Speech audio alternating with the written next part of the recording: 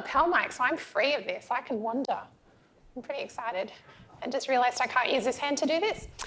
Okay, good afternoon, everyone. My name's Cassandra Cross, and I'm from Queensland University of Technology. Today I'm going to be talking a little bit about romance fraud, and it's not about a specific study that I've done. I've certainly done quite a bit in this space, but it's kind of more about romance fraud at a bigger scale, and looking at some of what we know about romance fraud and also some of, I guess, the trends and thinking about moving forward. So before I start, I would like to acknowledge the traditional owners upon the lands where we meet today. In doing that, I acknowledge elders past and present, and I'd also like to acknowledge the traditional owners of the lands in which I come from and live and work, in particular the Turrbal and Yagara, and pay my respects to their elders, but also all Indigenous First Nations in the room here today.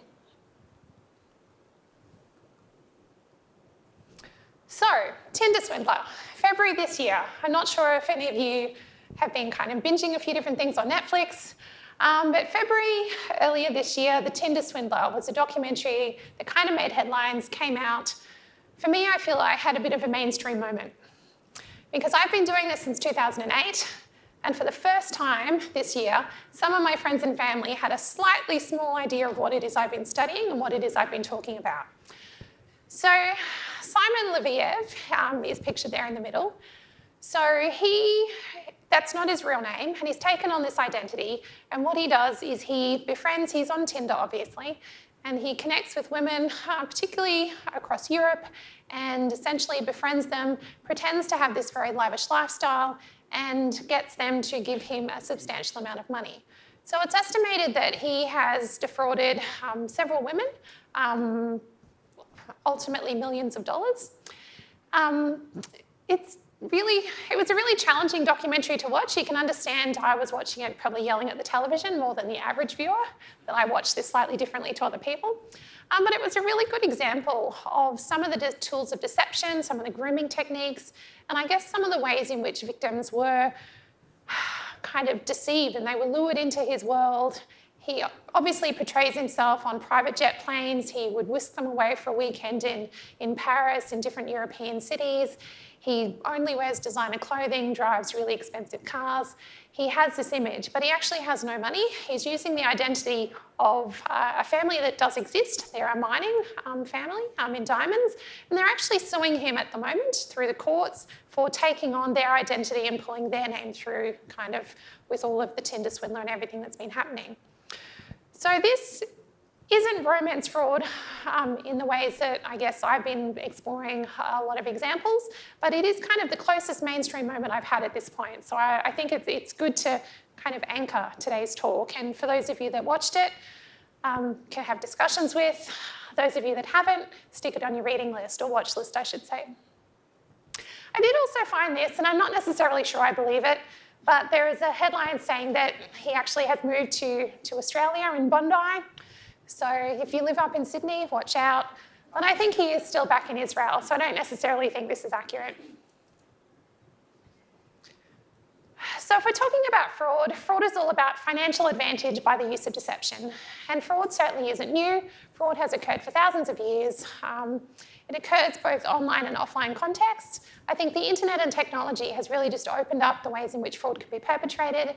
It's changed the modus operandi of many offenders, but fraud has always existed. And even though a majority of what I study, and many of us do study, is in the cyber context, we still need to remember that fraud does occur across all communication platforms. Technology has really, though, increased the ability of offenders to reach out and connect. So whereby previously, geography used to play, I guess, somewhat of a protective factor, but now we all have phones, we all have like these smart devices, we're connected, we can, in real time, communicate with people globally, and offenders can do that too. So it's really opened up, I guess, the potential for offending. We also know that it's global. We are interconnected, we live in a global world, and losses are increasing annually. And there's some really scary statistics that come out every year. I feel we should be more alarmed of it than we are, but they continue to grow. And we also, as Bella pointed out previously, she did a great job of providing a lot of context to today's presentation. The COVID-19 pandemic has also had a significant impact around cybercrime and particularly around fraud cyber victimisation. And there was some research in the UK that found a significant relationship between romance fraud and the pandemic. And if we think about some of those vulnerability factors that Bella mentioned earlier around social isolation, I mean, it was perfect for offenders because the whole world was locked down, so we couldn't meet in person. So it was very legitimate to say that we can only communicate online and I can't meet you because nobody was meeting anybody. This is the first time for a long time I've been in a room of this size with actual people. It is very exciting. So if we think about romance fraud, it's using the guise of a genuine relationship in order to gain this financial reward. And if you ask me, it's one of the more brutal forms of fraud because it doesn't just seek to gain, I guess, financial reward or exploit finances, but it's all about the human relationship as well. And for victims, it can be really devastating. It can be initiated across a range of different communication platforms. Obviously, dating websites before that Bella was mentioning. Sorry about that. And it also seeks to, I guess, exploit the desire of a person to connect with others. So that's why, for me, it's one of the more brutal, I guess, types of fraud, because it's not just about the money, but it's also about the relationship. So victims have to, I guess, grieve the loss of the relationship as well as grieve any loss of money that they've experienced. We've seen an evolution to crypto-rom or romance baiting, and if you haven't heard of those terms before, I will explain them in a few slides' time. So these are some of the stats that I think we should be worried about. So the ACCC every year put out their targeting scams report. In 2021, there was over $2 billion that was lost to fraud in 1 year. That's more than double that of 2020, which was at 850. So in 1 year, it more than doubled. We know from the research that fraud is one of the lowest crime types for reporting. There's estimates that it's less than a third that's reported, even lower for online contexts. So we have $2 billion reported lost. Imagine the actual losses that are out there. In terms of the three categories with the highest financial losses, investment and romance fraud have been in the top 10 for the past decade. So investment, $701 million in 2021 alone, which is more than double 2020, which was $328 million. If we look at business email compromise or payment redirection, they popped up only in 2019 was the first time. So they're quite new to the top three categories. But that's all of the examples that you'll read in terms of invoices, kind of money going to different people. And then romance fraud was third at $142 million, which is actually only an increase of 11 million on 2020. But I don't believe that for a moment because I think a lot of this is caught up in the investment schemes, and I'll tell you why. If we just think about cryptocurrency, offenders are really embracing this new technology and new payment methods. So as I said, I've been in this for a while. I started doing this in 2008. So when I first started researching this area around fraud victimisation, majority of victims were sending money through remittance agencies, through MoneyGrams and Western Unions, etc. There was a lot of work that was done to try and, I guess, target harden. Companies have had legal action taken against them. They've done a lot of work in this space. And we've seen an evolution to bank transfers. So offenders moved to asking people to transfer money to local bank accounts here in Australia, money mule activities. In recent years, again, banks have done a lot of work trying to identify, to shut down, to disrupt this type of actions. And now we're seeing offenders move to cryptocurrency, which is of no surprise. So cryptocurrency has substantially increased in popularity in terms of being requested by offenders. And the doubling of the investment fraud has been driven primarily through cryptocurrency investment schemes. So being asked to put your money into some new investment around crypto. It's new, it's exciting, people don't necessarily know a lot about it. So I think it really is attractive. It ticks a lot of boxes for people that are looking to invest, perhaps without the requisite knowledge. So this is where crypto-rom and romance baiting, they're new terms, and they're kind of the amalgamation, the marriage of investment and romance fraud approaches. If you ask me, it's actually genius on the part of the offenders, because offenders still use the guise of the relationship to make that initial connection. So they go into it using all the grooming techniques and everything that I'll outline in a moment. And once it's established, instead of asking the victim to send money for a particular purpose that we're used to, such as an emergency or a medical or criminal justice or some other reason, they're asking people to invest in cryptocurrency schemes. So it's for the good of the relationship, so it doesn't kind of put the same red flags off. There's no direct request to money between the victim and the offender. Instead, it's, I've come across this great opportunity from my cousin, my friend, I read about it, etc. You should put money in here for our future. So a lot of romance fraud victims are starting to put their money and lose it through investment schemes. And that, when that happens, it's coded to investment schemes. So if we look at those previous figures for top three dollar figures for investment, payment redirection and romance, I think a lot of this romance has been caught up in the investment scheme reporting. It's also known as pig butchering, which is a really brutal and visceral term. And it's got its origins in China through the term sha zu pan. Apologies for my pronunciation if I've screwed that up. And it's, as I said, it's brutal and it's visceral, and it's used for ways in which offenders build up victims and then take their money. They then kind of come in for the kill and take the money. So this term came to be, I think, around 2020, 2021. And you'll see here there's some headlines from one of the newspapers, the South China Morning Sea, and also Krebs on Security. So it's really generated quite a bit of momentum globally in terms of pig butchering. The media like it. You can understand why. It makes for a good headline. And we've seen an increase globally around this particular usage, and I guess that culmination of romance fraud and investment schemes. If we think about the impact of romance fraud, we already know from our broader research around fraud that it has a huge impact in terms of both financial and non-financial harms. So one of the myths about fraud victimisation is that it's just about the money. And I can tell you that it's very much not just about the money. In some cases, the money is kind of secondary to some of the impacts that victims will experience. We know that there's a large degree of shame and stigma associated with victimisation, and there's very strong levels of victim blaming. And I'd like to say that that has lessened a little bit since I first started doing this so many years ago, but it's still there. We still need to challenge these stereotypes, and we still need to push back against the victim blaming that so many individuals experience. We know that older victims face additional layers of victimisation in terms of potentially being disowned by their family, having their capacity questioned, and in some cases, an immense amount of anger from their children, from their families, about having lost their inheritance. So for older victims in particular, it's particularly debilitating in certain circumstances. As I mentioned, the impact is far greater than financial losses. So we know that fraud has an impact on physical health, emotional well-being, relationship breakdown. Victims find themselves sometimes unemployed, homeless, and worst case scenario, victims will commit suicide. We know that. And yet we still actually don't really offer any support or assistance in terms of acknowledging this, recovering and moving forward.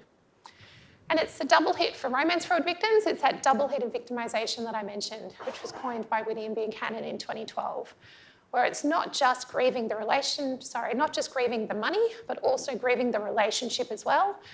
Victims of romance fraud will talk a lot about violation and betrayal, and just a sense of trust that they've lost, that they've just lost trust in people generally.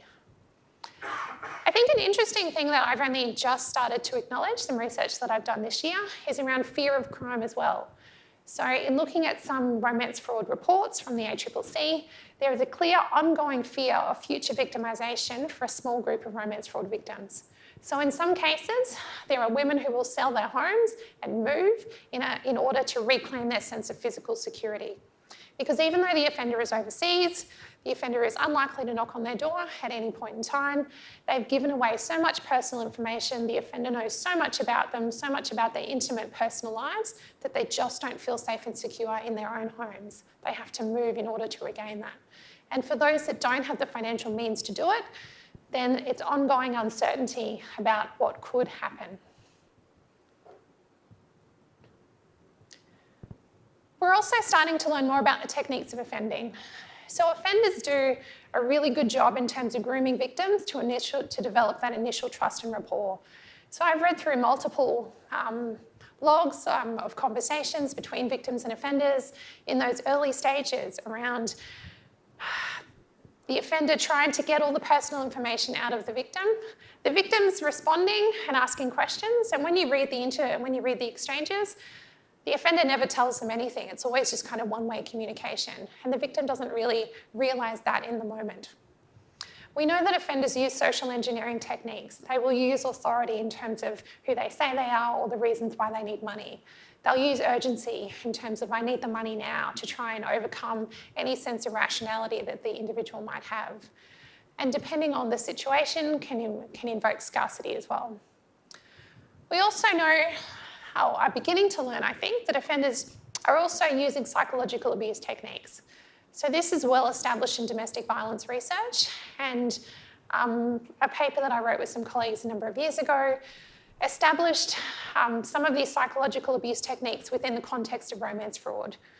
So I think what's really interesting about that is that despite not having geographical proximity, so being on the other side of the world and not physically being in the same kind of presence as the victim, they are able to exert an incredible amount of control and power and authority over that victim. So it's this effective use of any combination of these techniques which makes romance fraud successful and makes fraud broadly more successful. And this is what we're trying to challenge. I think it's really difficult when you blame the victim for you should have known better, you shouldn't have done this. When we start to learn about the techniques that offenders are actually using to get into the lives and to get people to do things they ordinarily wouldn't do, I think we have to kind of respect the offenders in some way for the ways that they are seeking to exploit and manipulate victims. So in terms of examples of romance fraud, as I mentioned, traditional romance fraud, generally there's an emergency. And usually it's around health, it's around criminal justice, it's around something to do with the business that they own. There's a kind of a reason why they need money. But we're now seeing it kind of move into those cryptocurrency schemes, as I mentioned. We also know that offenders will use professional identities. It's quite popular to do that in terms of trying to connect with someone at the beginning. And generally, it's very easy to work overseas to try and overcome some of the reasons why you can't meet, although COVID has really changed that. The military identity is preferred by many offenders, and I have done some work specifically around that narrative, and it's fascinating to see, I guess, the prevalence of military profiles that offenders take on. But also, again, thinking about it, it's a really smart move because there are many characteristics that are unique to military personnel. That means that they can't potentially video chat if they're in a secure zone, or there are security clearances so they can't necessarily tell you, or if they're communicating with you at all weird times of the day and night, it's because they're in a different country and they're kind of on deployment and they don't necessarily have kind of a structured lives the way that we all do. So the military identity is actually a really, I guess, effective identity from an offender's perspective to draw someone in the first place around the type of person that they're attracted to, and then to continue on in terms of getting access to money from victims. So up here is Bryan Denny. He's a US retired Army colonel, and he is a very popular identity for romance fraud offenders. He has taken down hundreds, if not thousands, of fake profiles that have all been using his photo and his identity.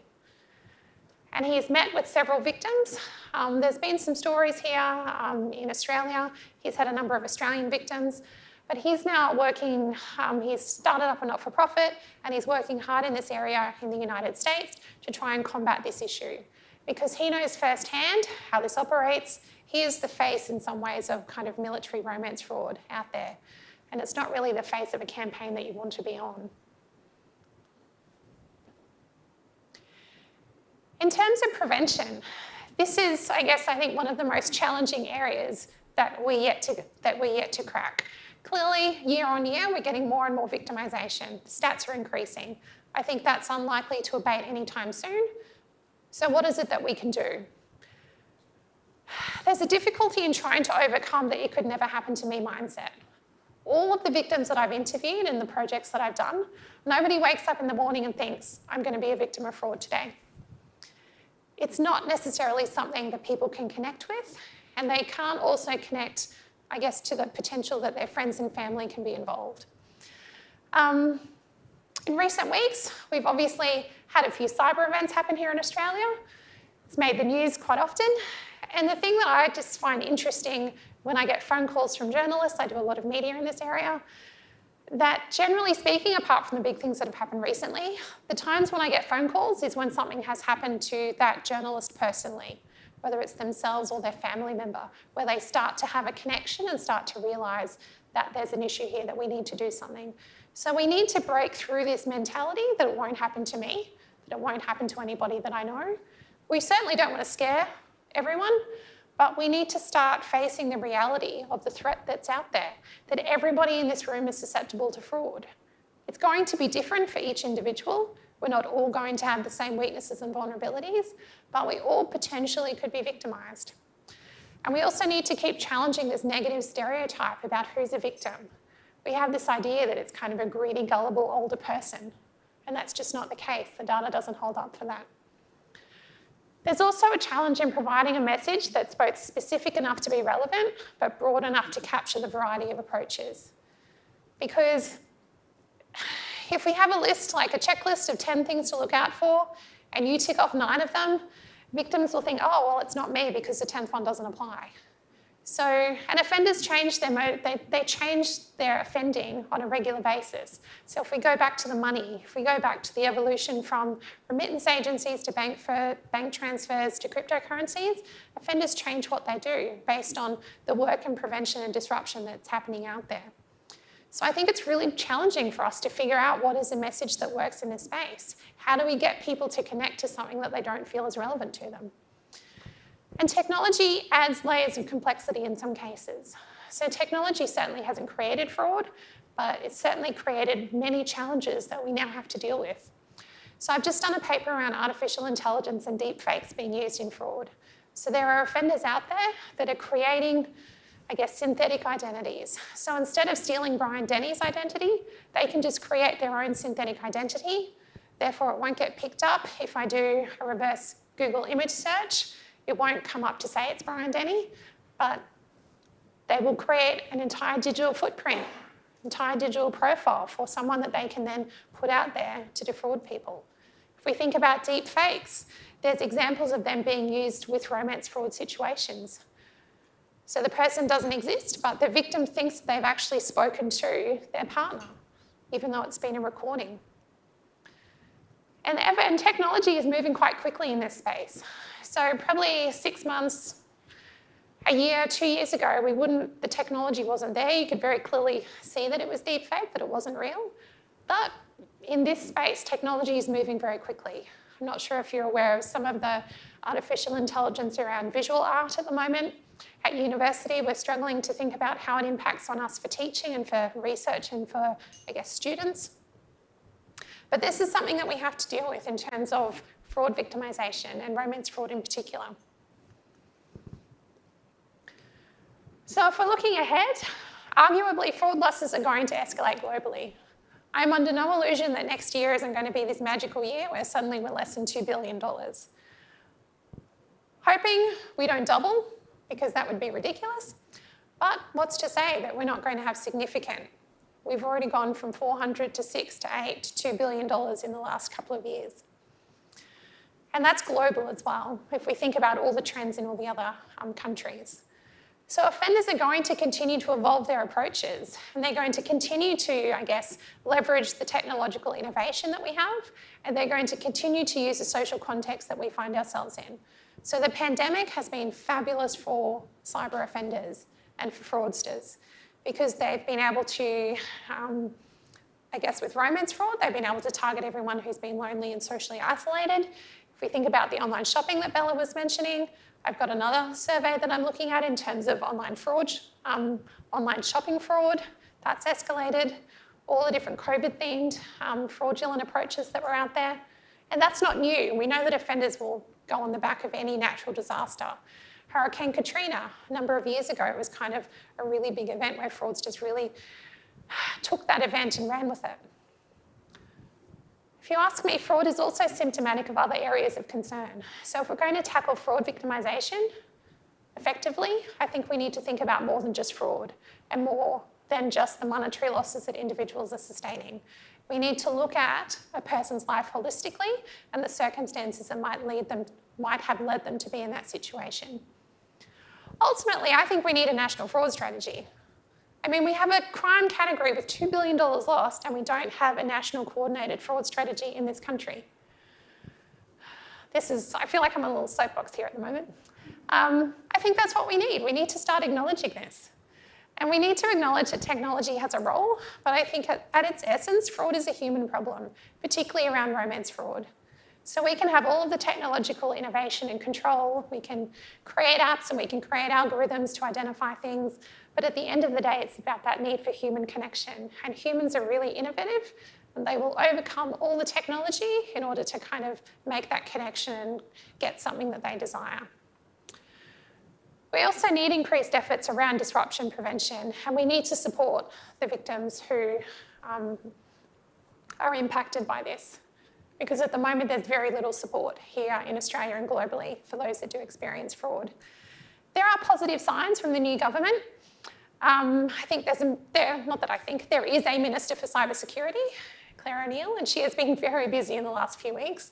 And I think that has been good in terms of actually having a dedicated minister who is able to, I guess, acknowledge and talk about this.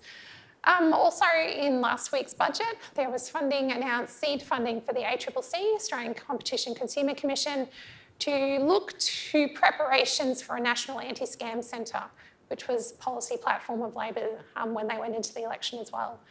And there are national kind of fraud centres in many other countries. So I think that's positive. It's also not going to solve this problem, but at least we do have a government that is talking about it. So I think that's where I'm going to leave you now.